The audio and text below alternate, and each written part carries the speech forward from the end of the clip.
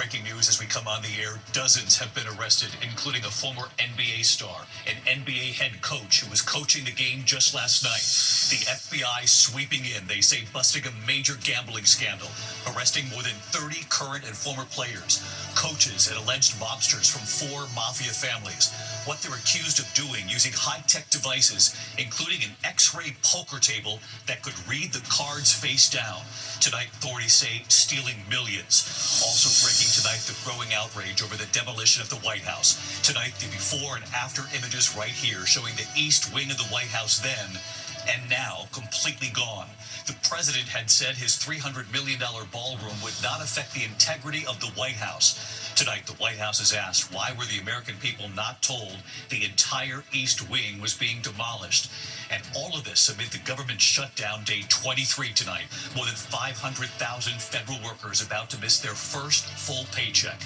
Also, President Trump's newest pardon tonight, this time the founder of Binance, the largest cryptocurrency exchange in the world, and a supporter of the Trump family's crypto business. The president was pressed late today if connections to his own family's crypto business played into this pardon and how he responded. Tonight, Tropical Storm Melissa gaining strength right now in the Caribbean, expected to become a major hurricane. The new models just in tonight and the potential tracks. Lee Goldberg is here. From ABC News World Headquarters in New York, this is World News Tonight with David Muir. Good evening. We do begin tonight here with the breaking news. The FBI sweeping in, making more than 30 arrests tonight, including an NBA star and an NBA coach who was coaching a big game just last night. Authorities say all part of a massive NBA and mafia gambling scandal. Investigators say they rigged poker games using high-tech devices, including an X-ray table that could read cards face down. Dozens have been arrested tonight, including a Hall of Famer, millions of dollars allegedly stolen. Hall of Fame player and head coach of the Portland Trailblazers, Chauncey Billups, arrested, accused of luring victims into poker games that were fixed, allegedly run by the mafia. The suspects allegedly using those high-tech devices players lured in had no idea their cards were being read. And Miami Heat guard Terry Rozier, accused of what the FBI is calling insider trading for the NBA. He allegedly told gamblers to bet against him, allegedly telling those gamblers he would fake an injury, be out of the game early so his scoring points would be low. Damon Jones, a former teammate of LeBron James, also indicted tonight, accused of secretly telling gamblers when LeBron James was injured and not playing so they could make their bets accordingly. ABC's chief investigative correspondent Aaron Petersky leading us off tonight. Tonight, an NBA coach and a star player among more than 30 people indicted in a pair of illegal gambling cases that prosecutors say put pro basketball in bed with the mob. Your winning streak has ended. Your luck has run out. Violating the law is a losing proposition, and you can bet on that. Federal prosecutors say the mafia paid Portland Trailblazers head coach Chauncey Billups and former Cleveland Cavaliers player Damon Jones to lure unsuspecting victims to high-stakes poker games in the Hamptons, Las Vegas, Miami, and Manhattan. The bombsters called the celebrity athletes face cards and the victims fish. What the victims, the fish, didn't know is that everybody else at the poker game, from the dealer to the players, including the face cards, were in on the scam. Prosecutors showing off technology they say the mafia used to rig the games, including an altered card shuffling machine and an X-ray poker table that could read cards face down, allegedly cheating victims out of more than $7 million. And there were real victims here. Correct, absolutely. Lured to these poker tables by Chauncey Billups? And others, exactly. Billups, who coached the Blazers' season opener last night, placed on immediate leave. So was Miami Heat guard Terry Rozier, who was charged in a separate indictment involving illegal sports betting. Terry Rozier, right foot discomfort, doubtful to return. Prosecutors say during this game in March 2023, Rozier, then with the Charlotte Hornets, tipped off bettors that he would fake an injury and come out of the game to enable them to place fraudulent wagers on him underperforming. The winnings totaling more than $200,000. The proceeds were later delivered to his home, where the group counted their cash. As the NBA season tips off, his career is already benched, not for injury, but for integrity. Prosecutors also allege then-coach Damon Jones knew LeBron James would miss a Lakers game against the Milwaukee Bucks with an injury and sold that information to bettors, Texting, get a big bet on Milwaukee tonight before the information is out. Let's not, mince words. This is the insider trading saga for the NBA. That's what this is. These cases, David, and the association with organized crime threaten to cast a pall over the NBA's opening week. Tonight, the league says it's cooperating fully. David? Aaron Katursky leading us off tonight. Aaron, thank you. Now to the growing outrage over the demolition at the White House. Tonight, the before and after images right here. Satellite images showing the east wing of the White House just weeks ago. And look at this. This is what it looks like now. The east wing completely gone tonight. The president had said his $300 million ballroom would not affect the integrity of the White House. So Mary Bruce asking the White House tonight why the American people weren't told the entire east wing would be gone. And all of this amid this government shutdown, now day 23. Here's Mary Bruce.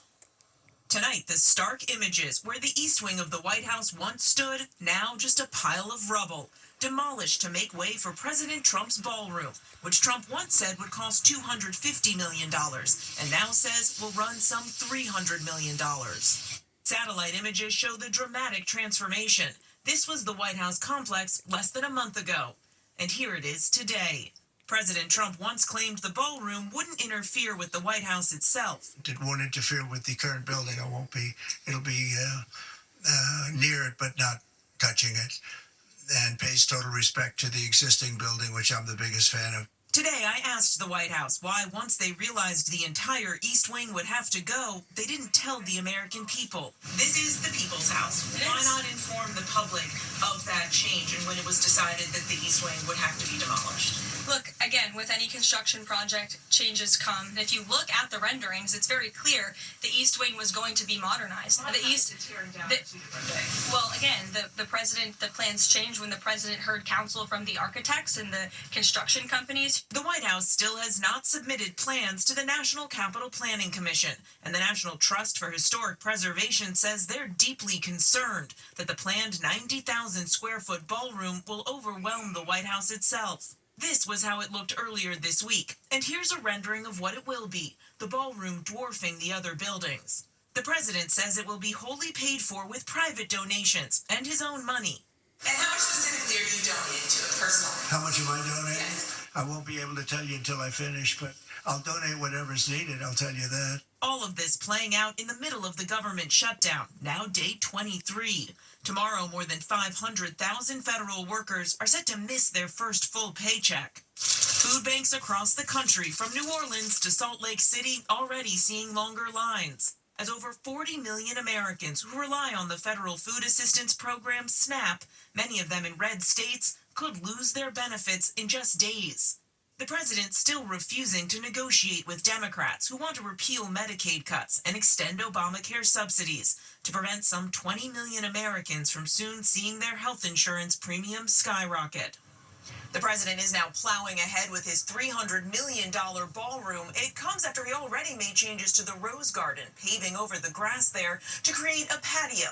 And the White House tonight isn't ruling out that there could be even more changes to come here. David. Mary Bruce, thanks to you again tonight. This evening, President Trump also facing questions over his newest pardon tonight. The founder of Binance, the largest cryptocurrency exchange in the world, and a supporter of the Trump family's crypto business. The president was pressed late today if connections to his own family's crypto business played into this pardon. And here's Rachel Scott on that. Tonight, President Trump facing new questions about his latest pardon. Crypto billionaire Changpeng Zhao, an influential supporter of the Trump family's crypto business, who pleaded guilty to money laundering in 2023. Zhao, known as ZZ, created Binance, the world's largest cryptocurrency exchange. Prosecutors say he turned a blind eye, allowing money to flow to terrorists, cybercriminals, and child abusers through its platform. Binance paid a $4 billion fine. After serving 4 months in prison last year, Zhao helped strike a deal in May with the Trump family's crypto venture, World Liberty Financial. Today, the president was pressed about why he issued the pardon. Today you pardoned the founder of Binance. Can you explain why you chose to pardon him, and did it have anything to do with his involvement in your Which one family's? was that? The founder of Binance. He has an involvement in your own The family's recent crypto one, yes. business. I believe we're talking about the same person because I do pardon a lot of people. I don't know. He was recommended by a lot of people. A lot of people say that. Are you talking about the crypto person?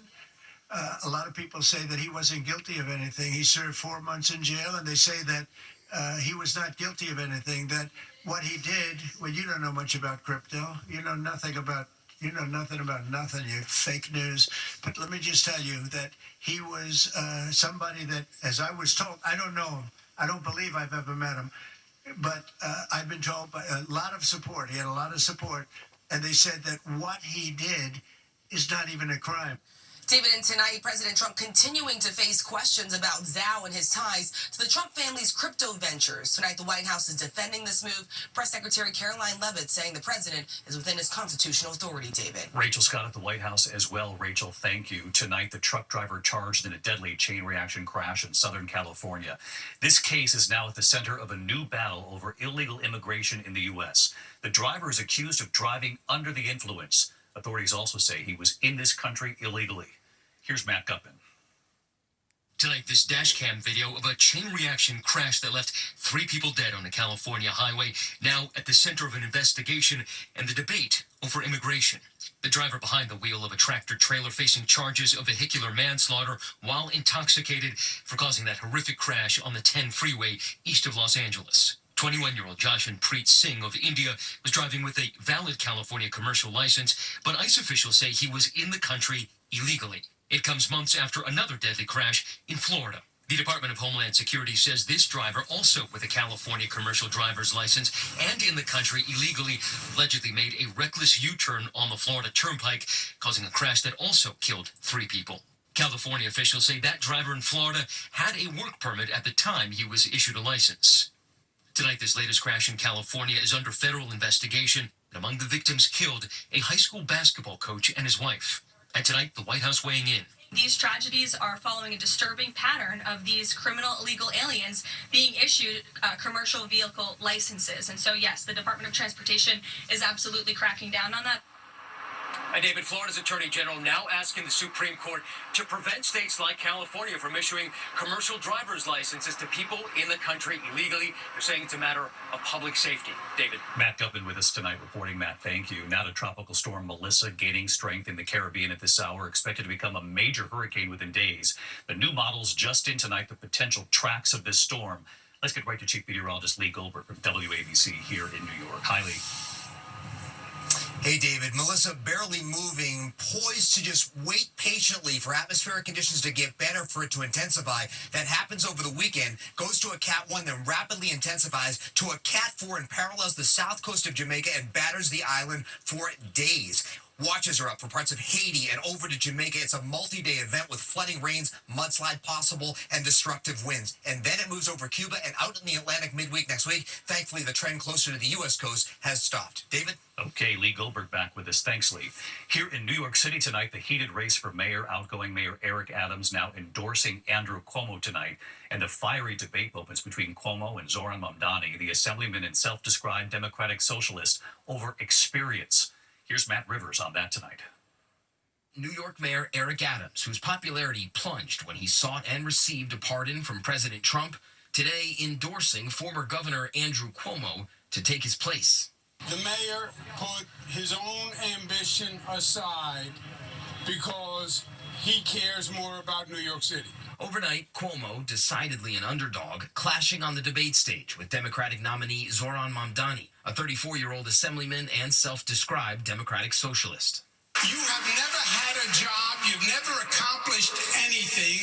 There's no reason to believe you have any merit or qualification for 8.5 million lives. The issue is that we have all experienced your experience. We just had a former governor say in his own words that the city has been getting screwed by the state. Who was leading the state? It was you! Cuomo has tried to make experience his defining issue. This is not a job for a first-timer. Any day, you could have a hurricane, you have, God forbid, a 9/11, a health pandemic. And if we have a health pandemic, then why would New Yorkers turn back to the governor who sent seniors to their death in nursing homes? After last night's debate, Cuomo raced to join Mayor Adams courtside at the Knicks. They weren't always so chummy. Andrew Cuomo is a snake and a liar. But now, Brothers fight. Cuomo and Adams seizing on Mamdani's views on the Israel-Hamas war to paint him as an extremist. If elected, he would be New York's first Muslim mayor. New York can't be Europe, folks. I don't know what is wrong with people. You see what's playing out in other countries because of Islamic extremism. Mamdani casting Cuomo and Adams as puppets of Donald Trump. We have a president of this country who has spoken publicly of his desire for Eric Adams to drop out of the race. Eric Adams dropped out. Spoken of his desire for candidates to consolidate behind Andrew Cuomo. Today, Eric Adams is endorsing Andrew Cuomo. Today, Cuomo asked, Mr. Cuomo, do you offer Mayor Adams anything in return for David, Election Day, November 4th, now less than 2 weeks away. Most polls showing Mamdani with a comfortable lead. It's unclear if Mayor Adams' support will help Andrew Cuomo make up some ground. David? Matt Rivers on the race for mayor. Thank you. Overseas tonight, French investigators reviewing new video appearing to show two of the suspects in that heist at the Louvre in Paris. Take a look. The two whose faces are obscured by a bike helmet they're seen using a cherry picker to descend from the gallery. They are dressed as construction workers inside, according to authorities. The video taken by the Louvre security, the manhunt for the suspects intensifying. Investigators say they have recovered DNA on a helmet and gloves left at the scene of that $102 million heist. When we come back here tonight, history made at the Vatican this evening. King Charles and Pope Leo praying together. Also ahead here, Kim Kardashian tonight revealing her new diagnosis. She says doctors have told her she has a brain aneurysm and what they're saying. And we're learning more after that plane crash right onto a neighborhood soccer field. A woman on the ground hit. And tonight, news coming in on her condition. A lot more ahead here. They made at the Vatican for the first time in 500 years. A pope and a British monarch praying together. King Charles and Queen Camilla welcomed to the Vatican today by the first American pope, of course, Pope Leo. Tonight, news after that plane crash onto a soccer field hitting a pedestrian in California. It happened in a crowded park in Long Beach. The pilot was also hurt. The woman's sister now telling our station KABC that the woman is deaf and did not hear that plane approaching while she walked her dog. Both the woman and the pilot are expected to recover. When we come back here tonight, Kim Kardashian revealing she has a brain aneurysm and what her doctors are saying tonight. To the Index, businesswoman and reality star Kim Kardashian revealing tonight she was diagnosed with a brain aneurysm and has been undergoing treatment, saying doctors told her stress was the cause. Aneurysms are often asymptomatic but can sometimes cause symptoms such as headaches, blurry vision, nausea, or vomiting. When we come back here tonight, you met her right here a decade ago, and what she told me then about being a little girl with a dream. Well, last night, her extraordinary final bow. She proved so many wrong. Finally tonight here, America Strong, Misty Copeland's final bow, the trailblazer, and what she told me a decade ago. Last night, Misty Copeland's final bow with the American Ballet Theater, a ballerina who made history and defied the odds. We first interviewed Misty at New York's Lincoln Center a little more than a decade ago. Here you are. She remembered being that girl with a dream. All the way from Kansas City, Missouri. Yeah, that's for sure. Raised by a single mother who was determined to lift her children up. You were one of six. One of 6 kids. Had a single mom. Yeah, it's one of those stories that you think some Lifetime movie is going to come of it. And I never thought It that is right now. It is. But in that moment with us, she still had no idea the history she was about to make. Misty never had any classical training as a child. She started to dance late at 13. There were coaches who saw something. You began on a basketball court. On a basketball court in my socks and my gym clothes. Within just 2 years, winning dance competitions. Within 5 years, a spot with one of the most prestigious ballet companies in the world. Many calling her a prodigy, but she remembers being told she didn't have a ballerina's body. This is not a ballet dancer. Yes. What did you hear? I'm black. We don't exist in the ballet world. I'm too muscular. I'm too short. My bust is too big. But Misty would prove them wrong. Within a year of our interview, she became the first black female principal dancer in the company's 75-year history. And last night, they celebrated the trailblazer, retiring from the company, now with her 3-year-old son Jackson in her arms. And we remember what she told me a decade ago. To know that there are little children dreaming of doing what you're doing. And proof that the dream can come true now. I am proof of that. Misty Copeland, her final bow at the American Ballet Theater. America Strong. Inspiring so many little girls along the way and inspiring us too. I'll see you tomorrow. Good night.